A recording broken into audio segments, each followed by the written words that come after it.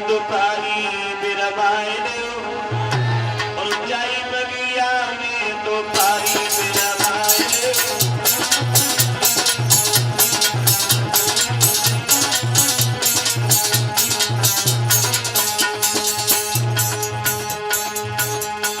ब्राह्मण मन में सोचने लगी,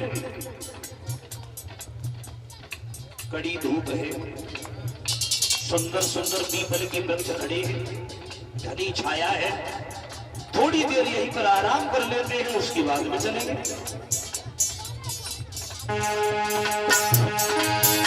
अरे सुंदर सी देखिए पीपल की छाया,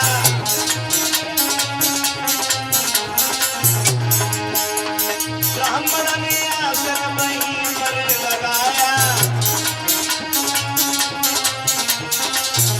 और सोचने लगे, लगा शरीर जो लाए हो सो खाए लो, जो लाए हो सो खाए लो, जय बगिया में दुपारी बिरमाए लो।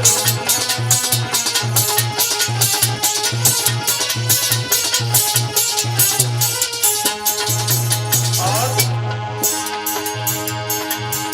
आए चलत चलत मेरी मैया मेरा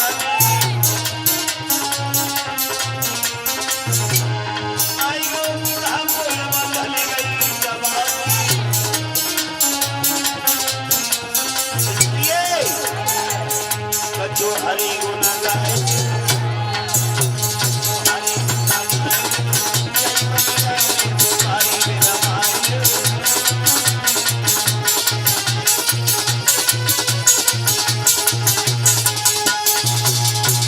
ब्राह्मण ने आसन लगाया, जो कुछ ले गए सुखाओ, और खाए के बाद में पंडित जी ने विश्राम किया है, ठंडी ठंडी हवा लगी, पंडित जी तो सोई गए। और ये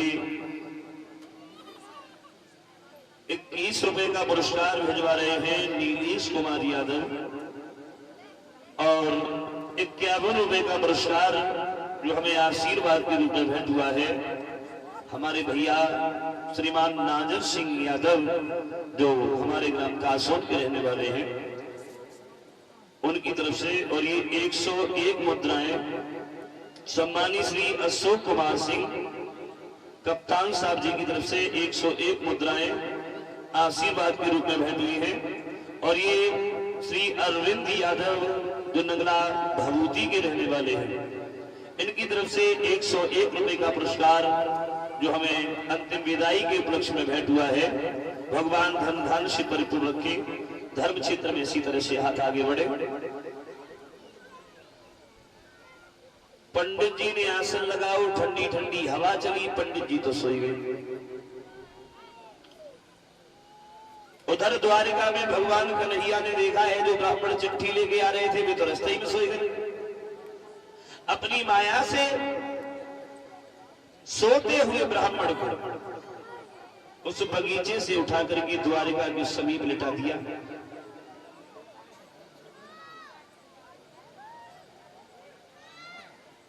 थोड़ी देर के बाद में पंडित जी की आंख खुली, जो ऊंचे ऊंचे महल देखे, पंडित जी मन में सोचने लगे, बारी कन्हैया हम तो बगिया में सोई गए, और इतनी जल्दी हम आए कहां गए? कहूं ऐसो तुम्हारे सपनों तो ना देख रहे। उठे, एक महल की दीवार को पकड़ करके देखा, सोचने लगे सपनों तो ना देख रहे, हमें जमाना पत्ते हम कहूं आए गए। क्या है कन्हैया तुम्हारी लीला?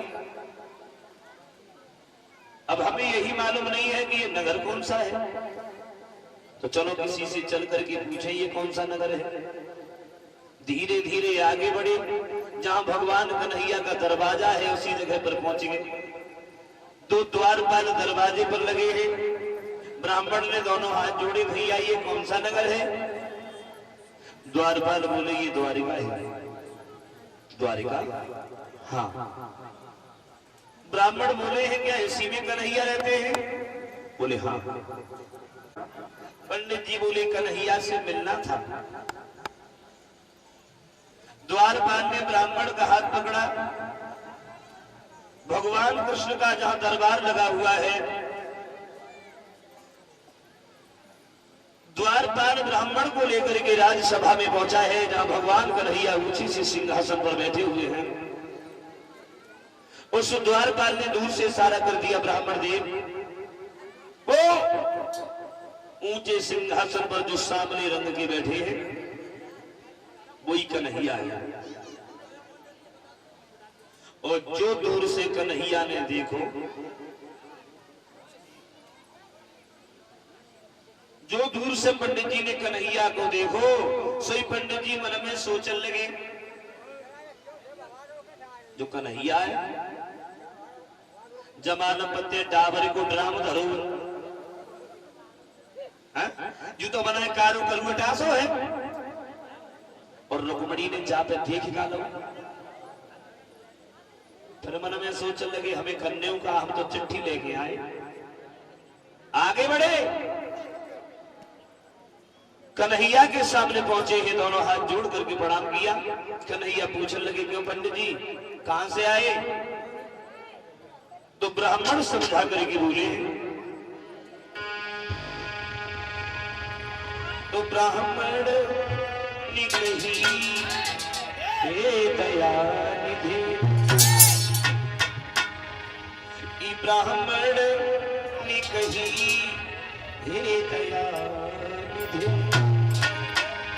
और मैं कुंदनपुर से आया।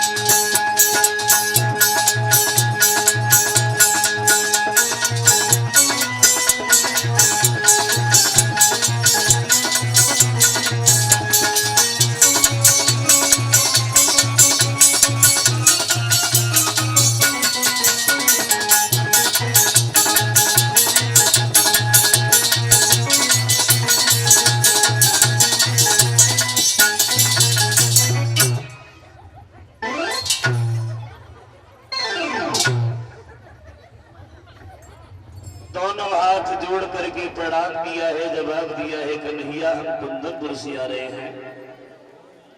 महाराज भीष्म की पुत्री रुक्मणी ने हमें तुम्हारे पास में भेजा है। बोले क्यों भेजा है?